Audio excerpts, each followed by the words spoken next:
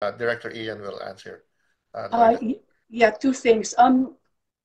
You mentioned that the system is highly secure. Okay, so things are encrypted. You have to log in, tapos yung password and things like that.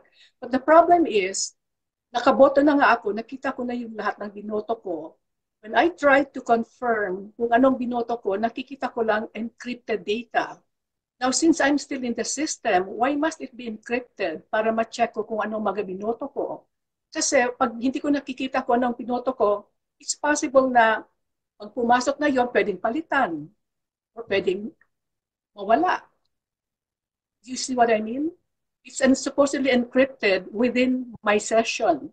So why not show me all the names of the people I voted for pag naka-ano na, naka-cast na? Kaya nakakaduda yun eh.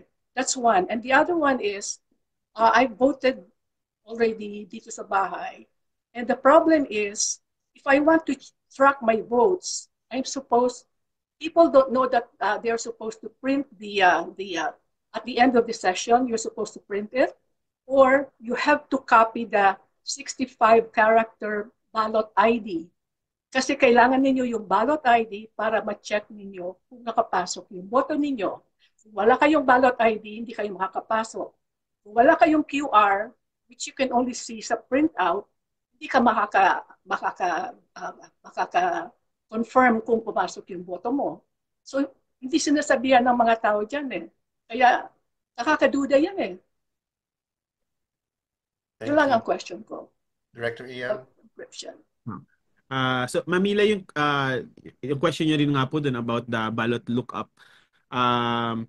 Yun po, the main reason why hindi din po talaga siya pinapakita yung voter receipt, no, is really to avoid uh, yung mga instances ng vote buying. Kasi similarly, kapag if you remember din sa postal voting, when we submit our votes, binalik siya sa embassy or consulate to be sent. The voter receipt is actually stored na in the embassy or consulate. Yung purpose naman din ng ating voter receipt is really for audit.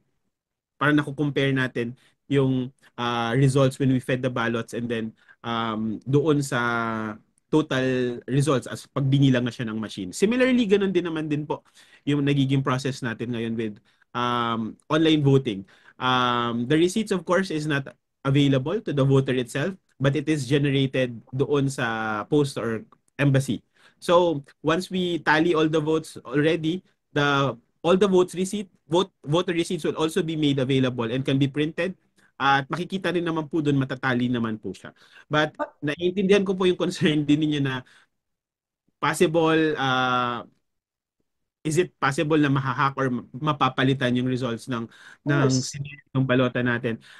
Yun naman din po yung guarantee namin. It's part of the system na sabi ko nga po kanina, it is auditable from end to end. So, i-audit na may independent na mag-audit din po niyan to make sure at ipapakita nga po yung resulta nito to the public as well. May ipapakita na the system has actually counted all the votes as it was cast by the voters itself po. So, yun naman din po yung guarantee namin that it will be counted correctly, ma'am. At babantayan din naman po namin na masigurado po yung process na yun.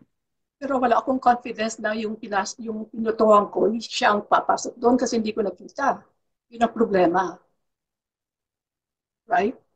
How do I know na yung mga binutuhan ko, siya yung siyang papasok doon sa sistema ninyo? Kasi what is the point of doing how do you call, vote tracking kung hindi ko naman makikita ko anong mga binutuhan ko? At saka kasi I'm looking at the sabi dito, verify that your ballot has been correctly submitted. How can I verify? Encrypted lahat eh. Yun ang nakalagay dito sa ano ninyo eh. Check your vote. Verify that your ballot has been correctly submitted. So why ask that question if I cannot even verify because it's encrypted? As of now, ma'am, the system is designed that way na. I guess what we can commit naman din to you is as we continue to improve naman din the process, at least for the next elections, we would take all the inputs din po, ma'am, para ma-consider po yung lahat po ng naging Nare-receive din namin comments and suggestions po to improve the process as we move forward.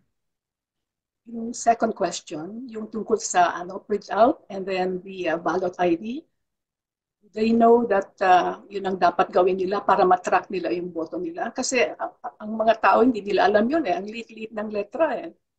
Yes, May instruction doon. So advise din ma'am all our partners sa DFA, all the posts ma'am, no, na to really inform our voters then dun sa process itself that they have to capture or get the copies of their yung ballot IDs nila para they can track it afterwards as well.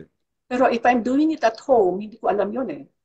Kung nasa kiosk, sasabihan sila siguro. Pero kung mga nagboboto sa bahay, hindi nila alam yun eh. Hindi ko nga alam yun the first time na nagboto ako. Yung asawa ko nakita niya, kailangan pala yung ballot ID para ma-question ko or ma-track ko yung boto ko. Eh, hindi ko na copy-paste yun. Saka hindi ako nag-print, kaya wala akong QR code. So, dalawang problemas. Yes. Anyway. But I guess, yes ma'am, we will take into consideration po yung lahat po ng na-raise po ninyo. Thank you po ma'am. It's relevant for this vote, for this election. Kasi maraming nakakaduda lang. Thank you, Mila. Thank you, Director Okay, thank Ian. you.